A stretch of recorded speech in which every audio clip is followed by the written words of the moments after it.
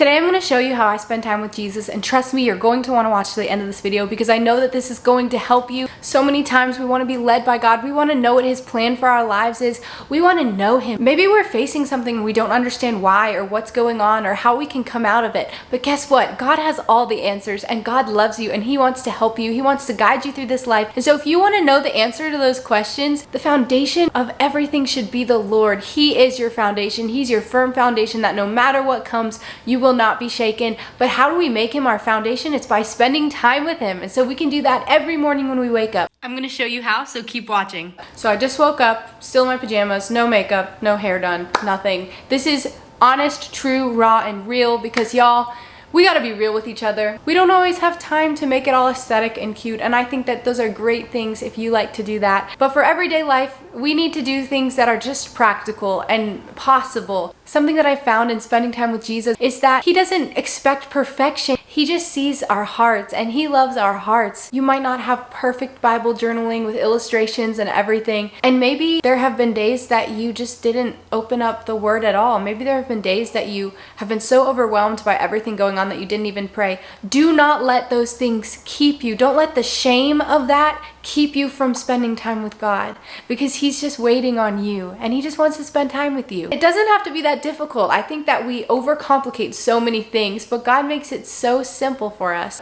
And so this is going to be a routine that you can follow. If you just have 15 minutes in the morning, I challenge you, spend 5 minutes in worship, 5 minutes in prayer, and 5 minutes in your Bible. Trust me, it will change your life. I'm going to show you exactly how you can do that. I'll just grab my phone, and if you just have a playlist on Spotify of worship music, you can go ahead. Like I said, 5 minutes, so that would really just be one song, but just pick a worship song, worship along to it. Here's a little example of kind of what it looks like for me. I'm just gonna bring you in. I like to sing along to the lyrics and just agree with what's being said about who God is. He's so faithful, He's so good, and He keeps every promise that He makes to us. And He's so worthy of praise. And you know, worship doesn't have to look a specific way. Some people raise their hands, some people dance. You can do whatever you want. It's not really about what it looks like or what it sounds like, but it's about your heart behind it. Just open up your heart to the Lord and just praise Him and thank Him genuinely for all that He's done. Once I've finished worshiping, then I'll just go on my phone again,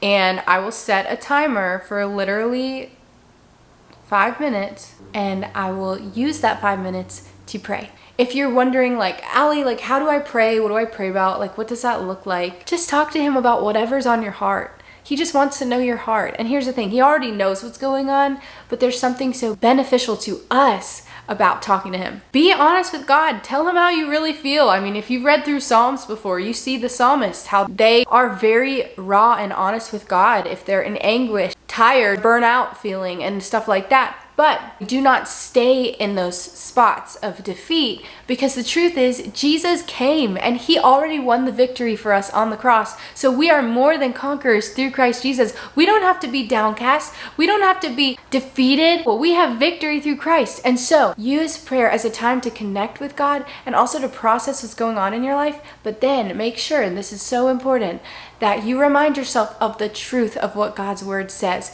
So if there's something that's been revealed to you in prayer, maybe you're anxious about something going on in your life, the next important step is to go to God's word and see what He says about that, to see the truth. Spend time being grateful, thanking God for what He's done, because God has done so much for us. So after I pray, I spend 5 minutes in the Bible, and you can start your timer again for 5 minutes. And you might be surprised how quickly 5 minutes goes, and so you might want to spend more time. Please stay to the end because I'd love to pray for you. Thank you for watching up to this point. Let's talk about what it looks like to read the Bible. In prayer, if I'm noticing there's something going on where I just need truth, I will look for specific verses or portions of scripture that go along with how I'm feeling or what I'm going through. Something that I've definitely faced a lot is anxiety. So how do you find parts of the Bible that are talking about what you're going through? Just go to Google and type in Bible verses about blank. So Bible verses about anxiety. Here you'll find verses. You can read the verses on here, or you can actually open your Bible and read the chapter that the verse is from, but the first thing that comes up is Matthew chapter 6. So just for example, so you can see kind of what this would look like. In Matthew chapter 6, starting in verse 25, it says, "Therefore I tell you, stop being worried or anxious. about your life as to what you will eat or what you'll drink, nor about your body as to what you will wear. Is life not more than food, and the body more than clothing? Look at the birds of the air. They neither sow nor reap nor gather into barns, and yet your heavenly Father keeps feeding them. Are you not worth much more than they? And who of you by worrying can add 1 hour of length to his life? Why are you worried about clothes? See how the lilies and wildflowers of the field grow. They do not labor nor do they spin. But if God so clothes the grass of the field, which is alive and green today and tomorrow is thrown into the furnace, will he not much more clothe you, you of little faith? Therefore, do not worry or be anxious, saying, what are we going to eat? What are we going to drink? Or what are we going to wear? Your heavenly Father knows that you need them. But first and most importantly, seek after his kingdom and righteousness, and all these things will be given to you also. That was just a little portion of scripture, only 8 verses, but it reminded me of the truth. You might be anxious or worried about these certain things going on in your life, but look, if God takes care of the birds of the air and the lilies of the field, how much more valuable are you to him than those things? And don't you know that he knows your needs and he's going to take care of them?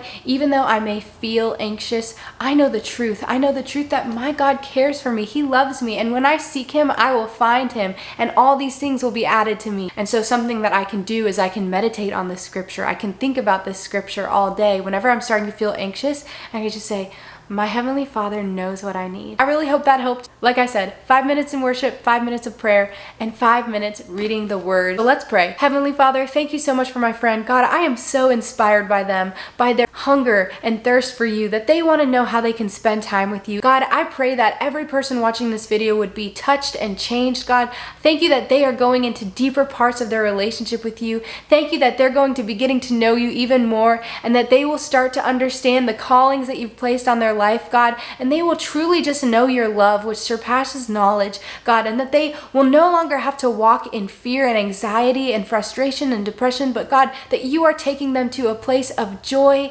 that doesn't even make sense, a place of peace that surpasses all understanding. Wherever they go, they will know that you are with them, God. I thank you for each one of them. I pray that you would bless them in every way. In Jesus' name I pray. Amen, amen. Thank you so much for watching this video. If you want to join me in spreading the love of Jesus, I created some merch that says Jesus loves you more on it. The link is in the description below. I love you so much, and Jesus loves you more.